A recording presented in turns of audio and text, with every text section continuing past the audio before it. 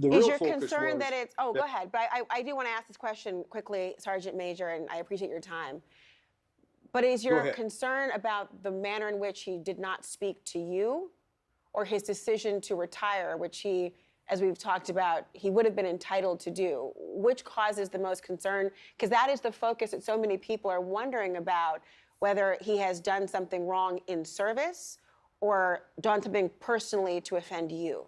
He did something wrong in services, as stated before. That's CNN realizing they accidentally stepped in it by bringing on a senior soldier who served with Harris running mate Tim Walz to dismiss Republican claims of stolen valor. Welcome to Nerk News, I'm Nerkish, and it looks like Democrats and establishment media are really trying to push Tim Walz as a regular Midwestern blue-collar kind of guy. They've glossed over his radical record and have really been trying to push his manufactured folksy charm by calling him things like America's dad. The only problem is some are starting to question his military service after Walz touted using weapons in war despite never actually being deployed to a combat zone. I do wonder what you make of the way his retirement is being characterized now by political figures and others who are saying that somehow he has stolen valor, number one, or that his retirement was an abandonment of his duties. How do you feel about the experience that you are describing to us right now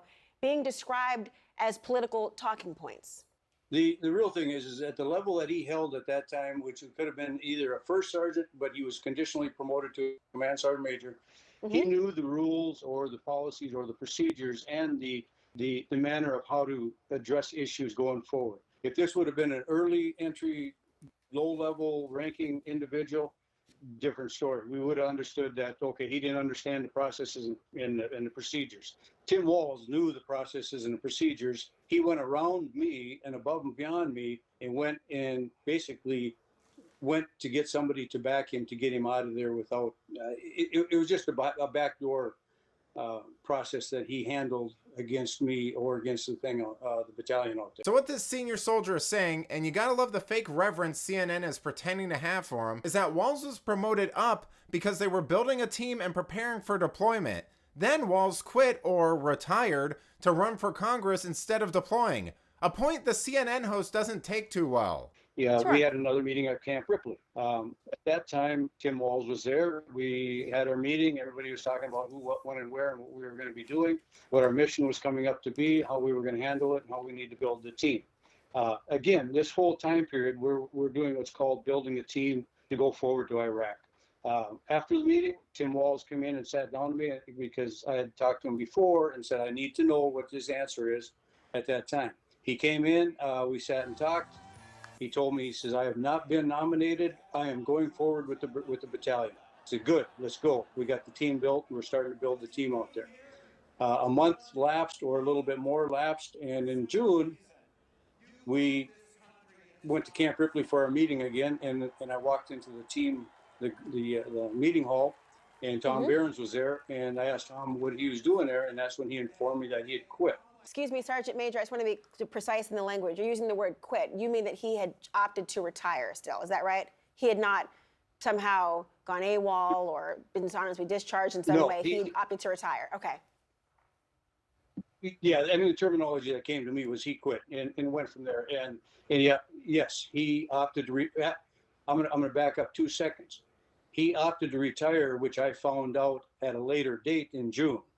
You know, the left trying to paint this guy as a regular down-to-earth moderate is absolutely crazy to me.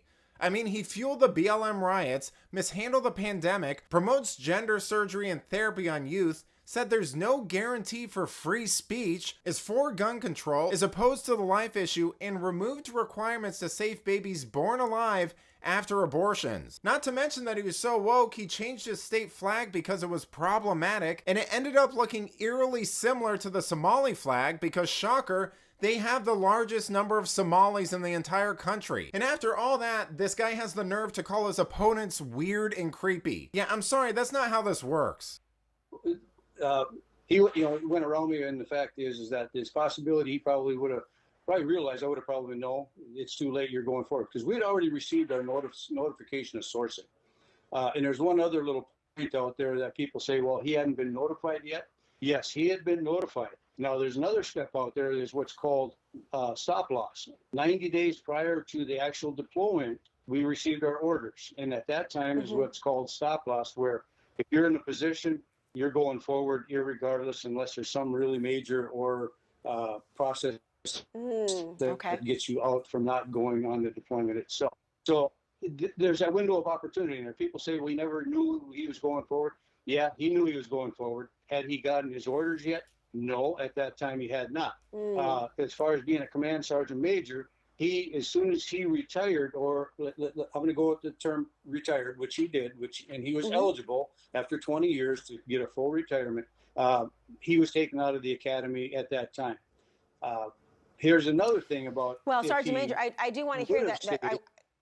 I do want to hear what you have to say, Sergeant Major. I know I want to be sensitive of your time, and your audio is beginning to break up just a little bit. But I do want to thank you, because I think you've clarified a lot for people and given more information. The question now is how the voters will evaluate it. Sergeant Major Doug Julian, thank you so much. Yes, thank you. Now, I don't know about you, but that seemed an awful lot to me like they cut the interview short because he was saying things counter to their prescribed narrative. I mean, sure, his connection wasn't great, but not enough to cut the feed. I've seen establishment news run with a lot worse connections than that. And I've seen them use this same tactic to terminate interviews that become inconvenient for them. But let me know what you think. Was the interview terminated due to audio issues, or because their guest was saying things they didn't like? Let me know in the comments, and if you enjoyed this video, please give it a like and subscribe to the channel. That stuff really does help us out. Until then, this has been Nerk News. Thanks for watching. Bye!